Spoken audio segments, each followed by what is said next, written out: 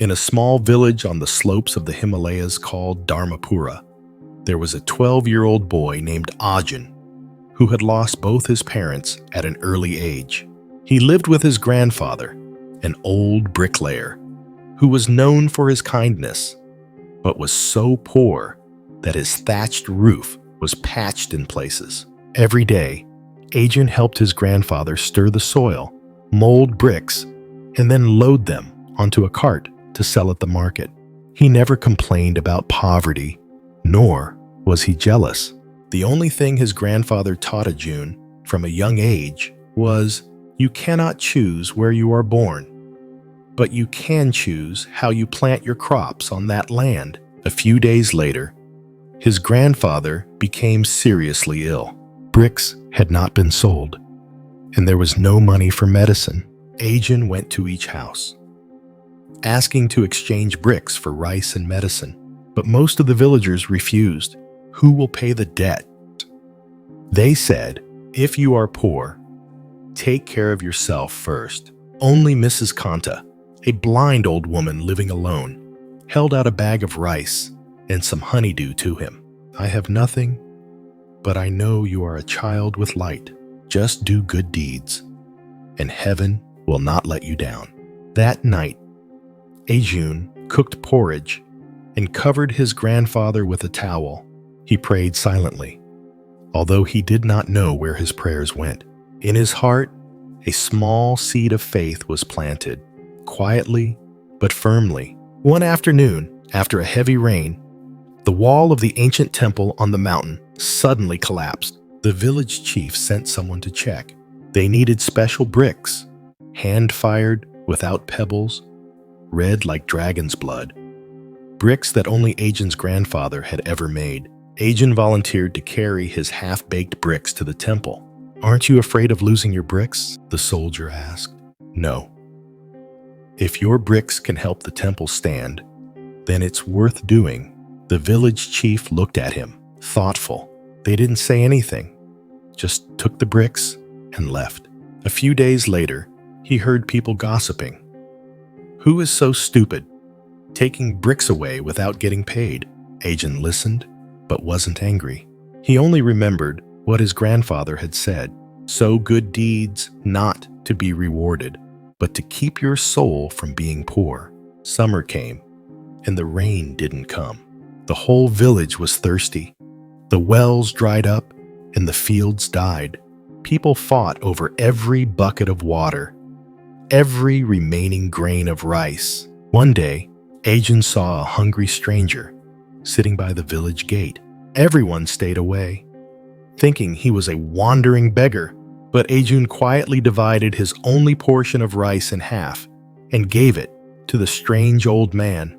The stranger looked at him, his eyes as deep as an abyss. Aren't you afraid of running out of food? Ajun smiled.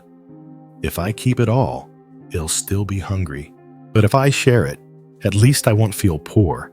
The stranger chuckled.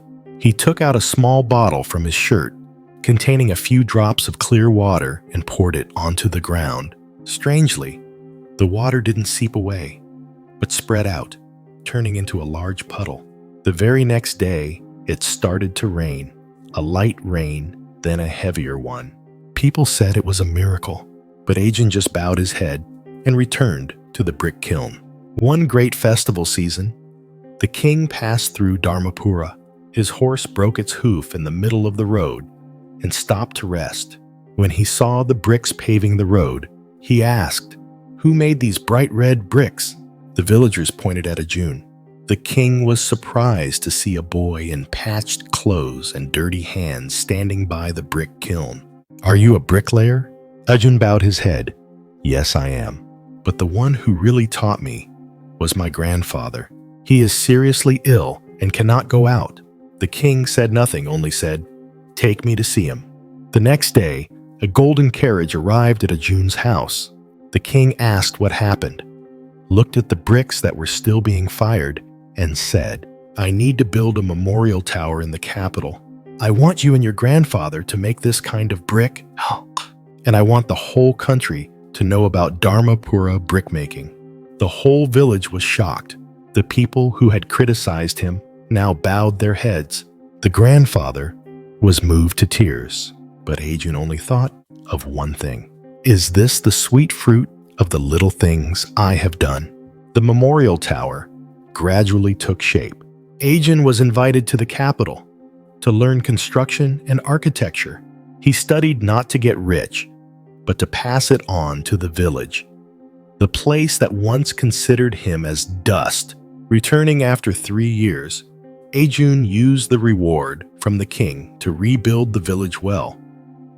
Rebuild the house for Mrs. Kanta, the person who had given him a small bag of rice years ago. He did not remind anyone, just worked quietly. One day, the stranger from the past, the old man he had given rice to, reappeared, but this time in a different appearance. Bright, young, and with majestic eyes, he revealed, I am the keeper of the mirror of karma, which reflects all the good and evil deeds of the world. You once saved the turtle, shared water, helped the temple, raised him, shared rice. No one saw it all, but karma saw it, and karma paid for it. Ajun bowed his head, not speaking, because in his heart, he had never done anything to receive anything in return. Many years later, Ajun became the village chief, not for power, but for the love of the people. His grandfather died peacefully, smiling. The brick kiln became a school where children learned to read, write, and live a good life. Ajun wrote a line on a board hanging at the kiln door. Sometimes, sweet fruit comes late, but if the seed is sown with kindness, it will ripen in every season. Karma is not a punishment. Karma is a mirror that reflects what we sow. When we sow goodness, sweet fruit will come. Not when we